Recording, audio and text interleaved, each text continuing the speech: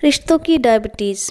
रीता एक सरकारी बैंक में कैशियर के पद पर कार्यरत थी, तो उनका मायके आना कम ही हो पाता था। पति विशाल जी भी अच्छी पोस्ट पर थे, तो साल में मात्र एक हफ्ते के लिए ही वो मायके जा पाती थी। बच्चों के कैरियर व पढ़ाई के चलते उनका रक्षाबंधन या भाई दूज पर भी आना जाना नहीं हो पाता, क्योंकि नौकरी और जिम्मेदारी की वजह से उन्हें समय ही नहीं मिलता था।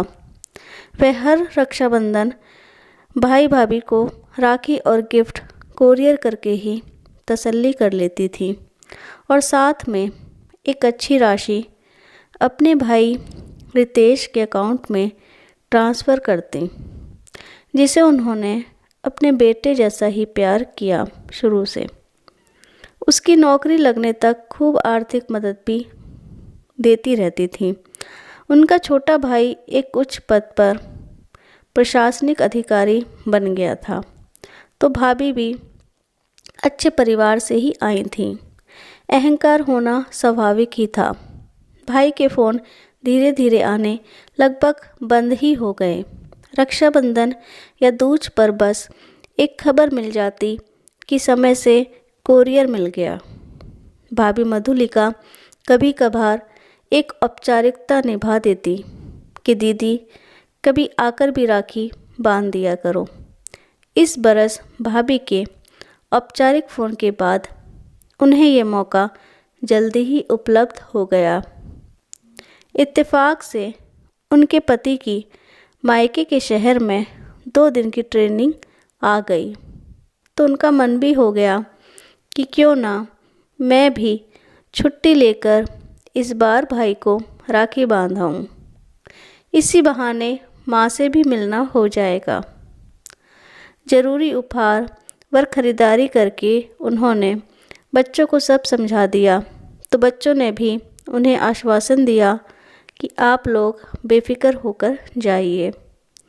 पर जब वह सरप्राइज़ यात्रा के बाद मायके पहुँची, तो उन्हें घर के बाहर छोड़कर उनके पति तुरंत ही ट्रेनिंग इंस्टीट्यूट को रवाना हो गए कि कल रक्षाबंधन की सुबह मैं तुम्हें यहीं से रिसीव कर लूँगा। घंटी बजाते हुए रीता जी मन में अपने बचपन के दिनों को जैसे जीती जा रही थी कि जब से शादी हुई तब से भाई के हाथ पर खुद से राखी नहीं बांध पाई। इतने बरस बाद आज ईश्वर ने संजोग दिया। इधर भाभी मधुलिका ने जैसे ही गेट खोला तो एक ठंडे से उत्साह के साथ अंदर बुलाया। अरे दी, आप अचानक? हाँ, क्यों नहीं आना चाहिए था क्या? अंदर आते हुए रीता बोली। नहीं, ऐसी कोई बात नहीं, आप ही का घर है। रीता का तो सारा उत्साह ही बुझ गया। खैर, चाय नाश्ते के बाद वह माँ के कमरे में मिलने चली गई। वास्तविक खुशी सिर्फ माँ के चेहरे पर दिखी बेटी को देखकर। शाम तक भाई रितेश भी आ गया। भाई के साथ मिलने के बाद रीता थोड़ी देर के लिए गेस्ट रूम में आराम करने लगी। थकान की वजह से हल्की सी झपकी लगी ही थी कि कुछ खुसर पुसर की आवाज़ से उसकी आंख खुल गई। दीदी आज अचानक कैसे आ गई? यह रितेश की आवाज़ थी। मुझे क्या पता, मैंने तो बस एक कर्टसी कॉल कर ली थी कि कौन सा आती हैं। मधुलिका ने कहा। मुझे क्या पता था कि सच में आ जाएंगी। कल मुझे भी अपने घर राखी बांधने जाना था और इनके आने से मेरा तो सारा प्रोग्राम बिगड़ गया। आपको 2 दिन की छुट्टी बड़ी मुश्किल से मिली थी और भैया भी बिजनेस के लिए नैनीताल जा रहे थे, तो मेरी ट्रिप का तो पूरा प्रोग्राम अब फुस हो ही गया समझो। एक खर्चा और बढ़ गया। अब भैया मेरे लिए एक डायमंड का ब्रेसलेट लाए थे, तो रिटर्न गिफ्ट में मैंने भी अच्छा खासा खर्च कर डाला था। चलो छोड़ो, अब चाय पिला दो एक अच्छी सी मधु। अब मैं भी थोड़ी देर दीदी के पास बैठ लूँ। रीता ने भाई को उसी कमरे में बुला लिया जहाँ उनका सामान रखा था। उनकी पसंद हमेशा ही बेहतरीन रही थी, तो उन्होंने सबको उनके उपहार जैसे ही दिए। सारा सीन ही बदला लगने लगा। अब एक दूसरा ही मुखौटा उनके सामने था, उनके अपनों का। मधुलिका और बच्चे भी अब कुछ दुरुस्त ही बातचीत कर रहे थे। अब अंदर मधुलिका को यह चिंता खाई जा रही थी कि इतने महंगे उपहारों के बदले दिया क्या जाए नंद जी को। इधर रीता जी मन में कुछ और ही सोच चुकी थी। रितेश बच्चों को लेकर बाजार की ओर निकल गया और मधुलिका मेड को रसोई में रात के खाने की तैयारी समझाने लगी। उसने रीता को अपना सामान समेटते पाया। लगभग आधे घंटे बाद ड्राइवर उन्हें लेने आ गया और वह माँ से मिलकर सीधे कार में यह कहकर बैठ गई कि पति को कुछ ज़रूरी काम आ गया है। हड़बड़ाई मधुलिका उन्हें ठीक से विदा भी न कर पाई। जैसे ही वह अंदर गई, उसे मेज पर उपहारों के नीचे ही एक पत्र मिला जिसमें लिखावट रीता की ही थी। प्रिय रितेश और मधुलिका, सदा खुश रहो।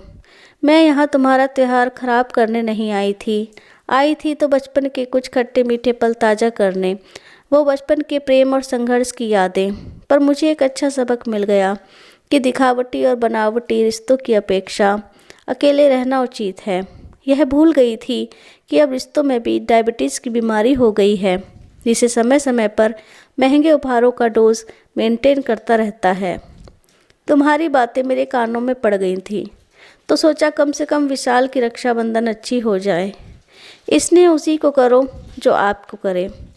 फिजूल में किसी रिश्ते के पीछे भागने का कोई मतलब नहीं।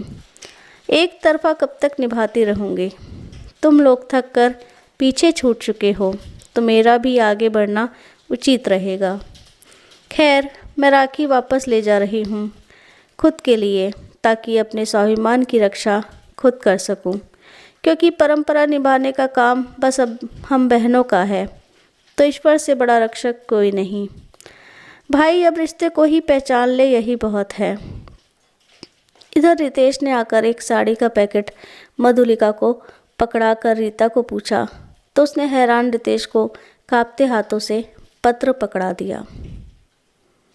दोस्तों, आशा करती हूँ ये कहानी आपको पसंद आई होगी। अगर ये कहानी आपको अच्छी लगी हो तो इसे लाइक और शेयर ज़रूर कीजिएगा और हमारे चैनल को सब्सक्राइब कीजिएगा और बेल आइकन को दबाना बिल्कुल मत भूलिएगा।